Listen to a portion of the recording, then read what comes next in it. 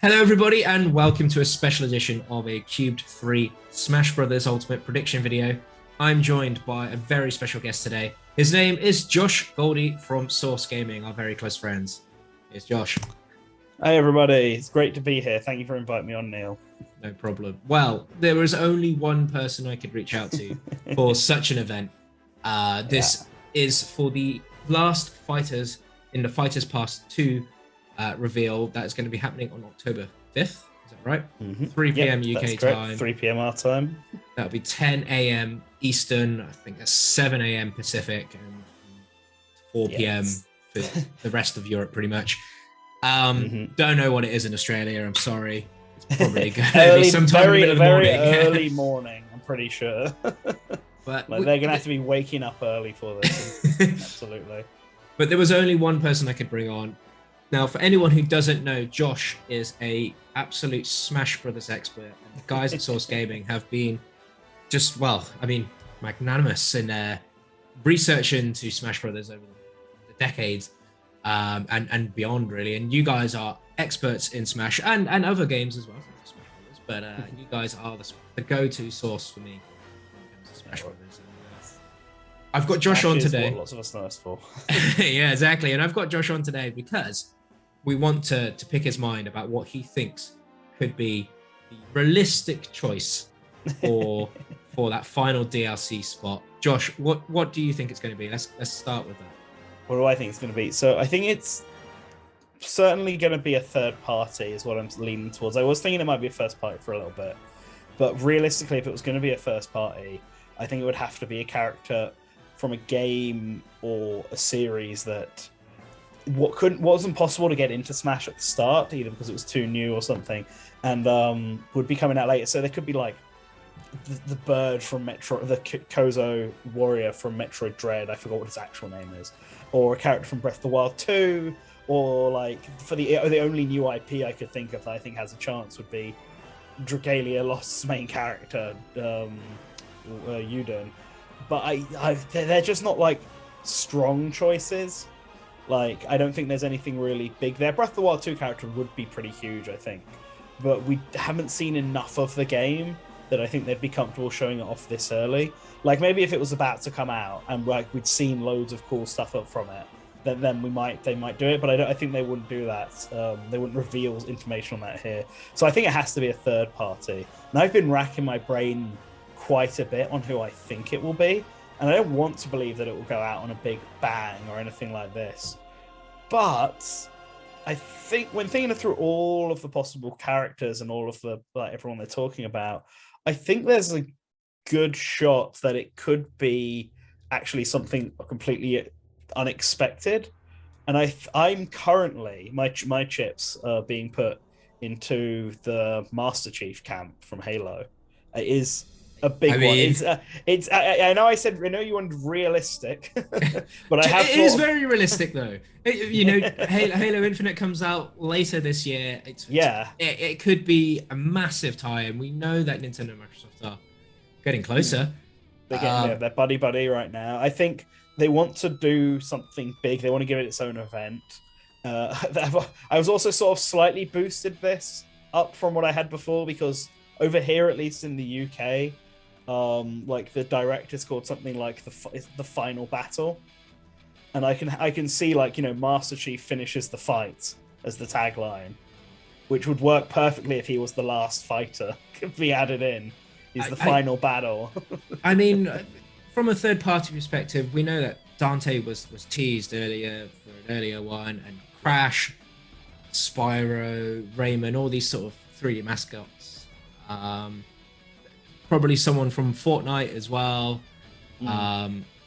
It's certainly possible. Like, there are some characters that I just don't think it will be. Like, I don't think it will be Rayman, and I don't. Obviously, it won't be Dante because he got a Mii costume, and I don't think it could be Jonesy from Fortnite. To be fair, I'm not willing to throw that one aside.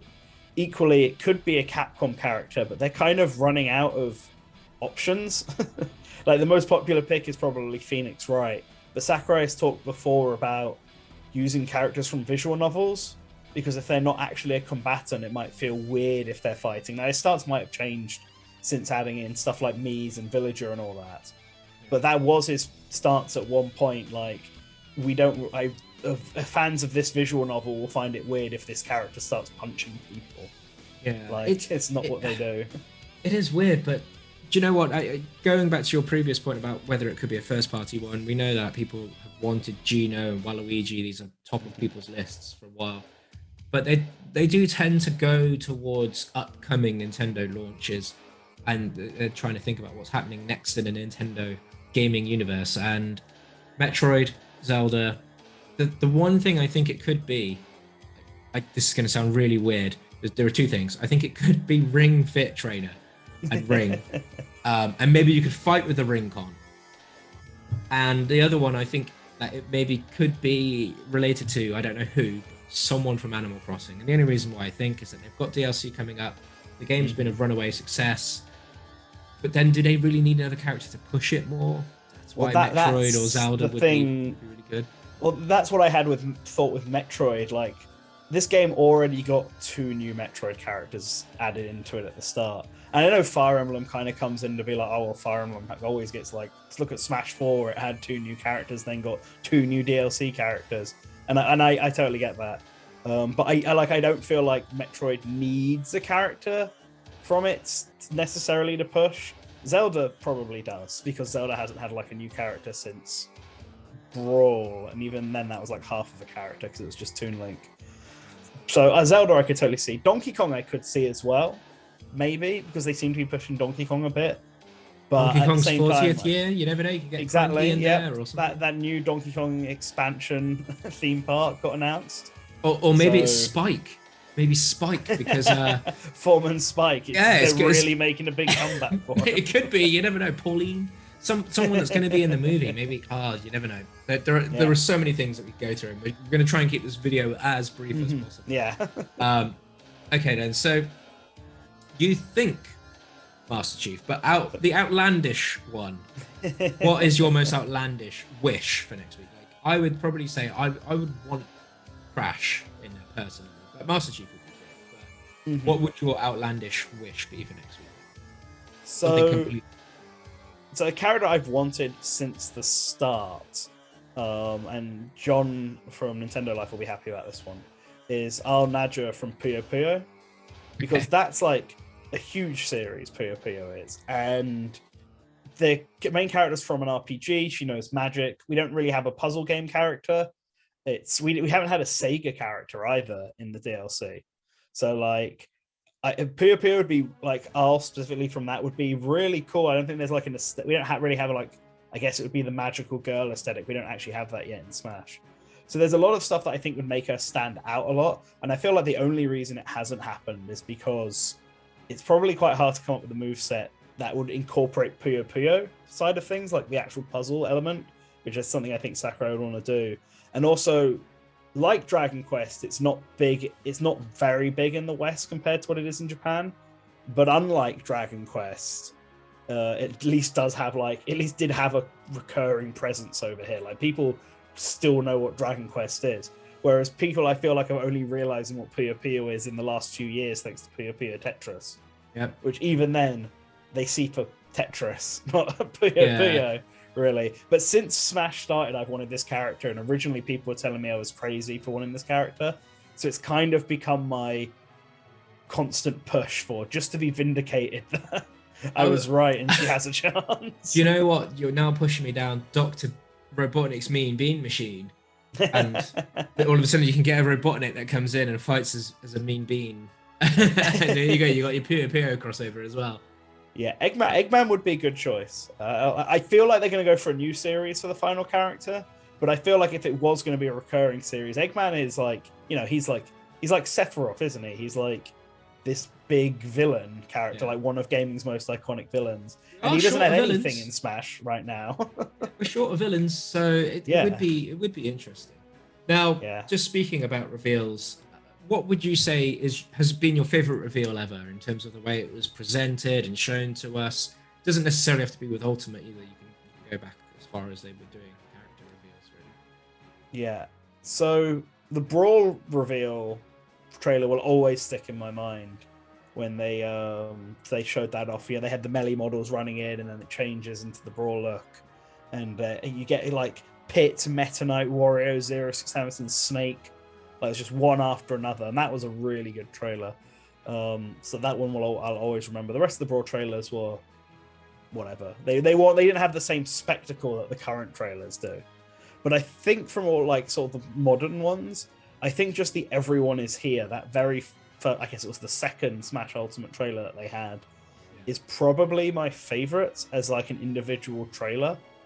Like just knowing that everyone was back, including characters like Pichu and Young Link that no one had suspected, and Pokemon Trainer. Like if you ask people beforehand, a lot of people just assumed that Charizard, Squirtle, and Ivysaur would all come back, but as separate characters, like how Charizard was in Smash 4. Yeah. But no, we just got the full Pokemon Trainer thing back in, which I think is probably better because it sort of makes them stand out a bit, especially when Zelda and Sheik remained separate. Yeah. I think that one is my favorite, just individual trailer. I really did like that Brawl trailer because I think the Snake reveal was at the end of that. I think it was a codec situation. He was hiding in the box, wasn't he? And then they like the logo comes up and then it's like paused for a couple seconds, and then you see the Metal Gear Solid thing appear. Yeah, I do remember that. That was next level hype for me. I this is going to sound a bit like I'm playing this too recently. I have been playing Smash since the 64, by the way. I had it pretty early on when I had my N64. But I remember the advert, the N64 advert, was actually what the TV spot that actually got me. I remember seeing it somewhere at the time, and I just remember seeing Pikachu, which Pokemon was all the craze when Smash came out over here, anyway, in the UK. And I saw this game where you could play as Pikachu in a fighting game. And I just picked it up, and from there I just always remembered that advert. But the reveal that I think it was actually watching people's reactions, which is something you wouldn't have done with some of the Brawl and yeah. But the reaction video to Sephiroth was insane, if you ask me. Was good, and it took me by surprise. I never saw that coming, and unfortunately for me, I'm not as well versed with Final Fantasy VII as some people are. So I didn't recognize One Wing Angel when it came on, and I know there's a bit of shame in there for people who are Final Fantasy. But the second I saw him, and I was like, "Who is that?" And I'm looking, and then it zooms in on Cloud, and I'm like, Sephiroth. I was just like, "Whoa!" Like that for me was probably just watching everyone's reactions and everyone getting really happy about it. And I'm quite happy. I mean, I hate him as a fighter. I hate fighting him. He does my head in, but I've kind of got used to fighting him now. But no, great reveal. I had a different feeling around Sephiroth because like I'm also not. I like Final Fantasy and I have played 7. I've just never beaten it. I knew who Sephiroth was and I knew what One Winged Angel sounded like, so I like immediately figured it out once I heard it come in. I think for me though, I really wanted a new series. And so Sephiroth at the time was like, this is a really cool trailer. And he does have one of the best trailers that they've done for a Smash Ultimate newcomer. Yeah. But I was also equally like, man, I kind of wish it was someone else for something new. I actually like playing as Sephiroth. I actually think he's really fun to use. His stage is a bit bland. It's just an FMV and then 2 platforms. But at least it's tournament legal, I think. Who knows? But like his reveal trailer is very good.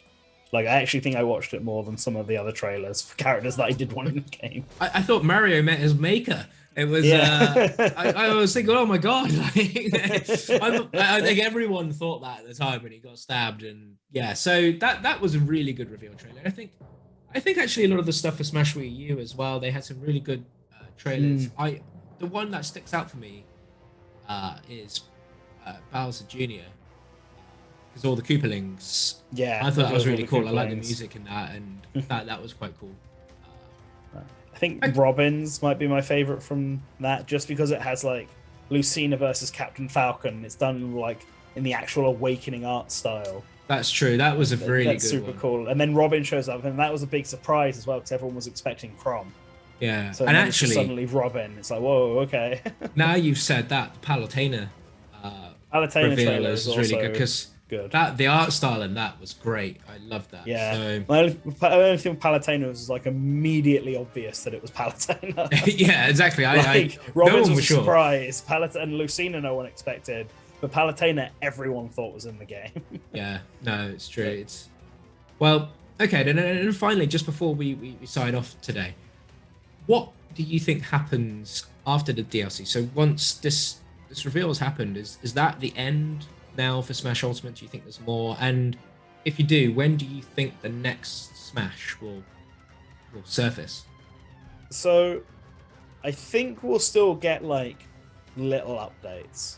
Like they'll still do these like spirit events that they do, these like sort of weekly, I don't know if they're weekly or not, but like they'll do spirit events and they'll add in a couple of new spirits as it goes on. Like I'm sure they're going to have a Pokemon Legends Arceus spirit event in January, and I'm sure they'll probably have a Breath of the Wild 2 one, Splatoon 3, yeah. Like I think at least for a year they'll probably keep that up, because I imagine it's very like easy to do, and who knows, they could have prepared them all in advance. And they can also always do repeat ones, just like the online tournaments. You know, they keep having themed ones of those. Yeah. They'll probably keep doing them as well, but it will, like, I don't see it going longer than a year. Like, it will be like with the Splatfest in Splatoon 2. They stopped doing support for that game, and then for like a year we had Splatfest every couple of weeks. And then they did the last one, and then that was it. I think they might go on reruns now, but I'm not sure. They have done one or two. I remember once things started happening last year. We won't mention the C word or the P word. Get picked up on YouTube algorithms. But the events that happened in 2020. Yeah. I believe that Splatoon did come back with some Splatfests. Yeah, I think you're right. Yeah, it did a few rerun ones back there. I remember now. But like I think Sakurai will actually step away. Like once the final DLC is out, that'll probably be it. Like he's probably going to be like, right, I'm done. Do you think he could be working on the 3D Kirby game? No. I don't think he's working on Kirby. I think he's just taking like a little break, 2-3 weeks, month break, and then he's going to work on something like completely new, because he's been doing Smash since 2012, almost 10 years. Straight. He's been working on Smash just straight, and he wants a break. He's making some changes. He's stopping his Famitsu columns, which he's been doing longer than he's been doing. Well, actually, no, he's been doing it for like 20 years now. He's clearly cutting back on the amount of work he can do, and he's even talked about taking like a more advisory role instead of a directorial role for future projects. So I think that's the direction he's heading in. He'll probably work on a smaller game. Maybe he'll revisit Kid Icarus, potentially. Like maybe Nintendo will come to him and be like, look, we want to remaster Kid Icarus Uprising. Will you do it? Or something like that. I mean, that's what I would like, because I really want that game to be remastered. But otherwise, he'll work on some smaller things like Meteos, like what he did back after he left HAL, before going on to Brawl. So we'll probably see something like that from him. But I don't think he'll be, if he comes back for the next Smash game, I don't think he'll be director. But I don't think we're going to need to worry about that for at least like 6 years. Like, okay, so wow. Yeah, Nintendo's not going to Nintendo's not going to do a new Smash game for the Switch. They'll probably do one for the Switch too, because they make too much money to not do one. But like, I don't think it'll be like a launch title. Maybe they'll announce it when it's. Maybe they'll do a Brawl where they're like, we're going to be having a new Smash Brothers game, and then they haven't actually started working on it yet. I think the success of the Switch has allowed for a bit of leeway until their next generation console. Yeah, I think so as well. I think they're taking a lot longer. I wouldn't expect to see the Switch 2 till something like 2025, 2026. I probably wouldn't go that far. Which is like an 8 to 9 year life cycle for the Switch. I would probably say 2023, end of 2023, and then I think the next Smash game maybe is 2025, but because I just can't. Ultimate came out 2019? No, 18. No, 2018. Yes, 2018. Yeah, 2018. Yeah, that'll be a really long time. I know the DLC has pushed the life on it, but I just can't see them waiting until 2026. I would see this as a 2024 game. I think they will if Sakurai is not involved in it, because they're gonna need to find someone new for it, or they'll want to wait for him to be done on whatever his project, whatever his next project is, before asking him if he wants to come back on. And that next project could take 2, 3, 4 years. Like between Brawl and when he was working on Kid Icarus, he started it during Brawl's development, like 2007 or something, and it didn't wrap up till 2012. So that took like 5 years. So it's crazy how quickly game development does take, and you know, we sit there and we judge, but these things are pieces of art. Yeah. Well, so I better let you go. But where can people join you for more opinions and things about Smash? So you can find us at Source Gaming, which is a YouTube channel and a website where we just translate loads of stuff. We talk about Smash Brothers, we talk about other games, we give reviews, we do editorials. Like I'm doing a series that shows how every single character got into Smash, and we're also doing like a character analysis thing at the moment for any Smash Brothers specific stuff. The best way to stay up to date is just to subscribe to that account, obviously, but also follow us at All Source Gaming or at Mr. Nintendo, which is my personal one, because I always retweet everything from there anyway. And we'll be doing a reaction to this, obviously the final presentation on next Tuesday, and we'll also be giving like some more extended thoughts. Like it's not just me there, it's my whole team. So there'll be more opinions flying around, like we'll be debating back and forth, and you can catch that on Sunday live, so that'll be good. But yeah. That's what you're planning. So Sunday the 3rd of October, yes, they can catch you for some more opinions, and then you've got live stream on Tuesday the 5th at 3 p.m. UK time and all the other times. You do Good Morning Source Gaming as well on Sundays. Yeah, is that right? that'll be where the Smash discussion is. It'll be our Good Morning Source Gaming for this week, which, despite being good morning for UK people, it's like 2-3 p.m. So well, it's Good Morning America Source Gaming, basically. Well, no, thank you very much for joining us today. We could talk forever about Smash, and we do when we meet up and stuff. But yeah. No, it's been a great pleasure having you on. Thank you very much for joining us. Thanks for inviting me on, Neil. I'm always up for talking about Smash, although I'm going to have to find something new to talk about soon, because there won't be any more. Well, you never know. You just never know what might happen on Tuesday. Cool. Okay, well, guys, thank you very much for watching. If you've made it this far, make sure you give us a subscribe. Go over to Source Gaming's channel as well. Give them a subscribe. But guys, now, thank you very much for watching, and take care. See you later. Bye, guys.